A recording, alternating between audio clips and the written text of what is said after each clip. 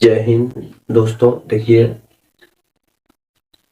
आज हम लोग कांटेक्ट फोर्स और नॉन कांटेक्ट फोर्स समझेंगे और बढ़िया से बेहतरीन तरीके से समझेंगे। बस बने रहिए आप लोग पूरे वीडियो में।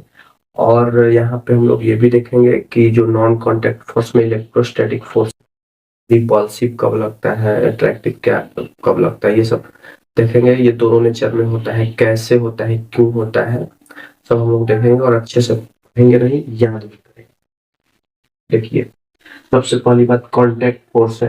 तो पहली बात कांटेक्ट फोर्स जो लिखा हुआ है संपर्क बल, तो इसमें ही इसका पूरा डिफिनेशन हाइड छुपा हुआ है। मतलब कांटेक्ट फोर्स ये अपने में ही बता रहा है कि contact force is a type of force that arises only when two objects come into direct physical contact. यानी कि जब दो ऑब्जेक्ट फिजिकली कांटेक्ट में आते हैं और वहां पे जो फोर्स जनरेट होता है, वहां पर जो फोर्स लगता है, उस फोर्स को कांटेक्ट फोर्स बोलते हैं।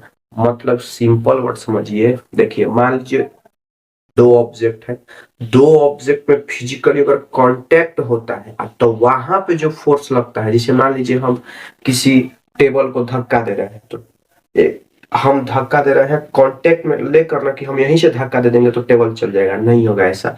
मतलब कि टेबल को हम टच करके और फिजिकली टच करके और उसको धक्का देंगे, तब ना वो आगे जाएगा। यानी ऐसा फोर्स जब फिजिकली कांटेक्ट में आने पर, दो ऑब्जेक्ट के फिजिकली कांटेक्ट में आने पे जो फोर्स लगता है, उस फोर्स को कांटेक्ट फोर्स बोलते हैं।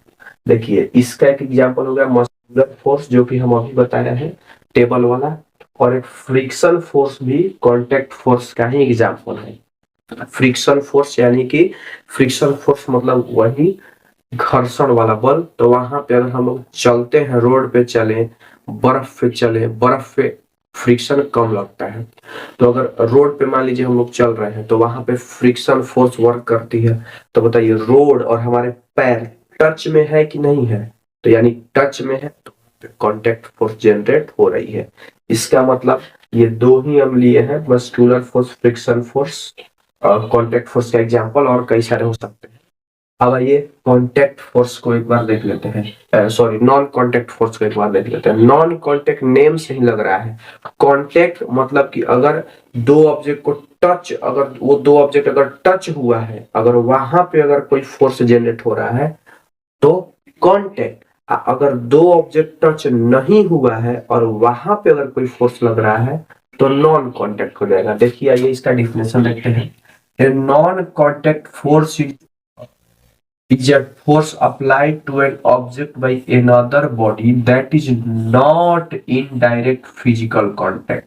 यानी कि फिजिकल कांटेक्ट इसमें होता है, यानी टच करके हम लोग जो भी रिपेल करें, वहां पे टच करने के बाद जो फोर्स जनरेट होता है वो कांटेक्ट। बिना फिजिकली कांटेक्ट के जो फोर्स लगता है उसको नॉन कांटेक्ट फोर्स बोलते हैं।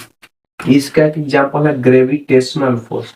देखिए, जो भी मान लीजिए मार्कर अगर हम इसको छोड़ रहे हैं तो ग्रेविटी खींच रहा है, तो क्या ग्रेविटी नाम का कोनो हाथ निकला हुआ है कि इसको खींच रहा है, आओ आओ जी इधर हम तुमको खींच रहे हैं, ऐसा तो नहीं है। यानी कि ये कोई कांटेक्ट नहीं है, फिर भी ये खींच रहा है, मतलब ये कोई कांटेक्ट नहीं है, तो नॉन कांटेक्ट। और इसीलिए ग्रेविटेशनल फोर्स एक नॉन कांटेक्ट फोर्स का एग्जांपल होता है। ये हमेशा अट्रैक्टिव होता है, रिपल्सिव कभी नहीं होता है। रिपल्सिव मतलब रिपेल माने धक्का देना। यानी कि देखिए, जैसे मान लीजिए ये हमेशा खींचेगा, ऐसा नहीं है कि ये रिपेल करेगा। तो gravitational force always attractive nature का होता है, रिपल्सिव नहीं होता है।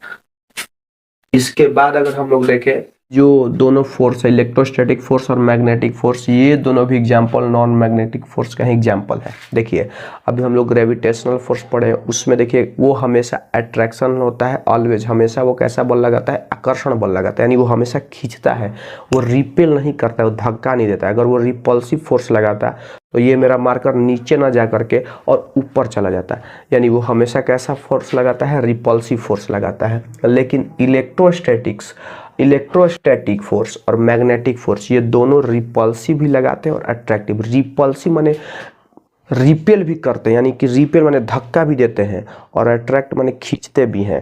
तो देखिए कब ये अट्रैक्टिव फोर्स लगाते हैं और कब रिपल्सिव, दोनों देख लेते हैं। सेम कॉन्सेप्ट है दोनों के लिए। देखिए अगर लाइक चार्ज रहे तो रिपेल करेंगे, यानी रिपल्सिव फोर्स लगेगा।